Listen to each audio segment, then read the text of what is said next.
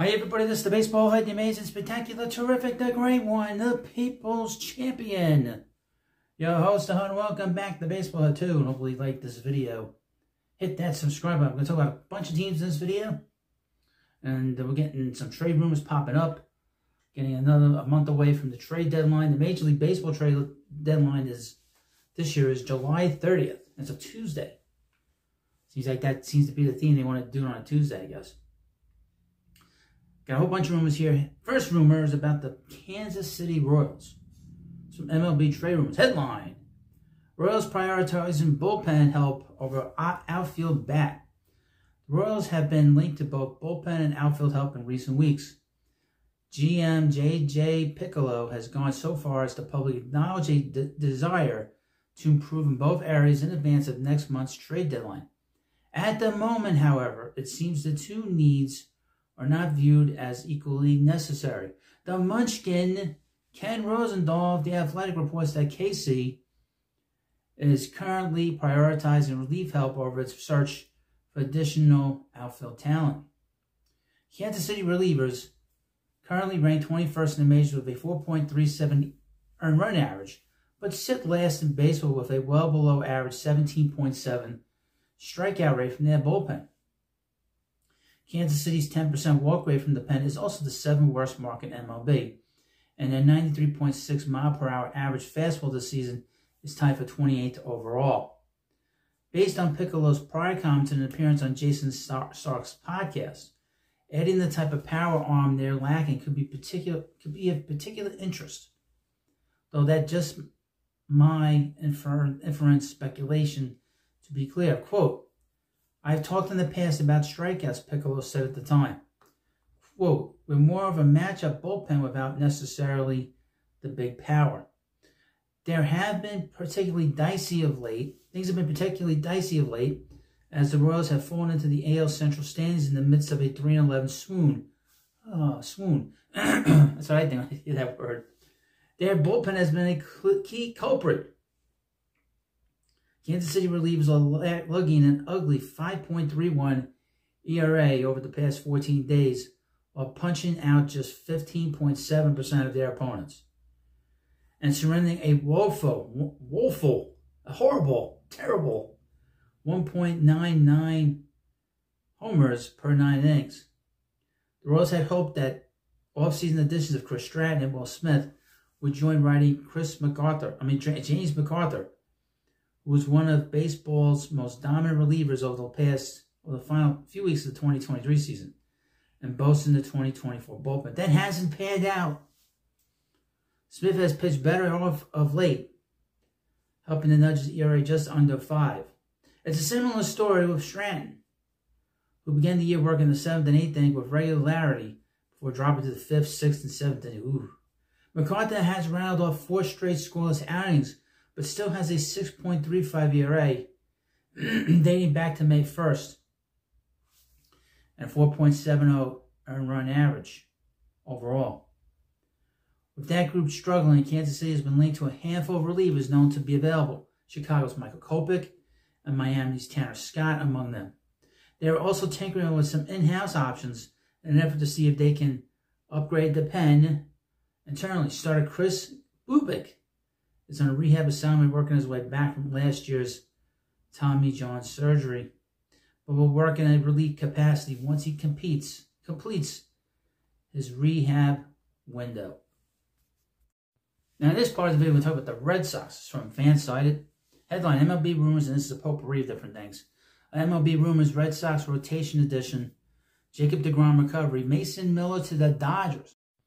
The MLB trade deadline is one of the most exciting times in baseball. Players all over the league are filled with anxiety and excitement over whether they will be dealt or not. For some, it's an opportunity to go from playing meaningless baseball for a team that isn't trying to compete for a World Series overnight. It's truly a drama-filled time in baseball. With the National League bunched up and a race for the wild card, we could be witnessing one of the most interesting trade deadlines in a long time. There's potential that a ton of teams decide to sell. There's also potential that the National League is filled with buyers. MLB rumors. MLB Insider connects the Red Sox to Angels ace Tyler Anderson. The Red Sox have gained steam as potential buyers ahead of this year's deadline. As of today, Baseball Reference gives them a 39% chance to make the postseason. But with a few trades, this number could shoot up over 50%. One place where they are expected to upgrade is the pitching rotation with MLB insider Mark Feinstein connecting them to the Angels ace Tyler Anderson. Anderson currently holds a 2.48 ERA and a whip just under 1.2.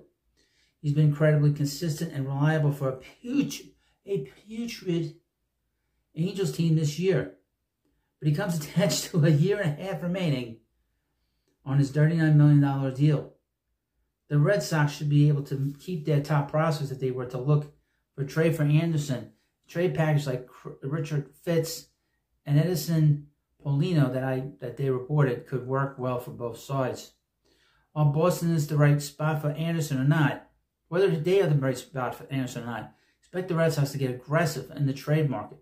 Well, they don't have Chaim Bloom there. Chaim Bloom was very, very passive. Jacob deGrom return date approaching quickly. Baseball has been without one of its greatest generational best talents, Jacob deGrom, for quite some time now as deGrom recovers from elbow surgery. deGrom made just 6 starts for the Rangers before going down with a torn UCL in 2023. But only a few days after surgery, deGrom and the Rangers had a return date in mind, August 24.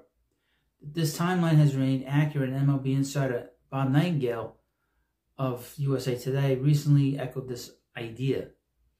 Welcome back Cy Young Award winner Max Scherzer, who's scheduled to make his debut Sunday for the Rangers. Fellow Cy Young Award winner Jacob deGrom is expected to join him in August. I would say this, Jacob deGrom might be 1 or 2 really great years. If he continues to pitch the way he's pitched in the past, he might be the Hall of Famer with the fewest wins in the history of the Hall of Fame. And he'll go in as a Met.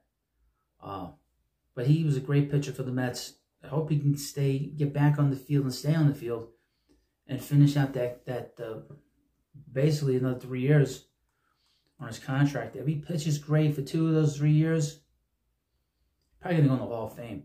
Now, finally, a part of the finality of this video, the Dodgers remain a potential landing spot for A's closer Mason Miller. You know Mason Miller? The guy that throws 1,000,000 miles an hour? Mason Miller captivated the baseball world very early on in the season when he burst on the scene in his first season as a reliever.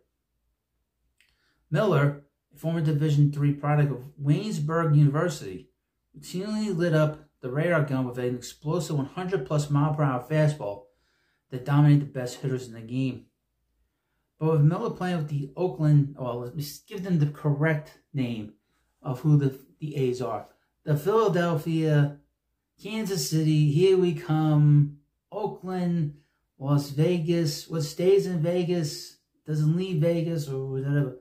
The Athletics, we'll get it right, who don't seem in the same universe as any World Series contending team. It's left the idea up in the air that Miller could be dealt as early as this season. With so much time remaining on his contract, he still holds rookie status with the league. The A's have almost unlimited leverage in their negotiations. Mark Feinstein of MLB.com has reported the return of Mason Miller would need to be massive for the A's to deal him this year, and rightfully so. Quote, the return would be massive. You could potentially backfill your system with some solid talent. There is health risk there for any team acquiring him. Guys throwing 140 miles an hour, and therefore risk to hold him long term. Without contending anytime soon, I think they shop, but might not sell. What team is almost always willing to empty out their farm system or their checkbook to acquire the league's best talent? The Dodgers. Well, the Dodgers have been known as a team that has a good farm system. But if you trade 4 of your best players for he's throwing hard and he's doing a great job, but he hasn't proven he's doing it for Oakland. Or if you're a Dodgers fan, you want to unload your whole farm system.